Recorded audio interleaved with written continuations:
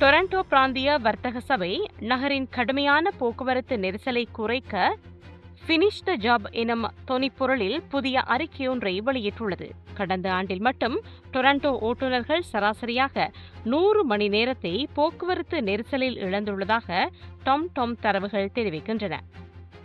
அதன்படி சந்திகளில் தேவையின்றி வாகனங்களை நிறுத்தி வழி மறைப்பவர்கள் மீது தானியங்கி கண்காணிப்பு மூலம் அபராதம் விதித்தல், கட்டுமான பணிகளின் போது வீதி மூடப்படுவதை தவிர்க்க ஒருங்கிணைந்த திட்டமிடல், பிரதான நெடுஞ்சாலைகளில் உள்ள நெரிசல் மிகுந்த இடங்களை கண்டறிந்து மேம்படுத்துதல், வீதி மூடல்களுக்கான கட்டணத்தை அதிகரித்தல், போக்குவரத்து ஓட்டத்தை சீர் செய்ய ஸ்மார்ட் சிக்னல்களை அறிமுகப்படுத்துதல் உள்ளிட்ட பரிந்துரைகள் முன்வைக்கப்பட்டுள்ளன.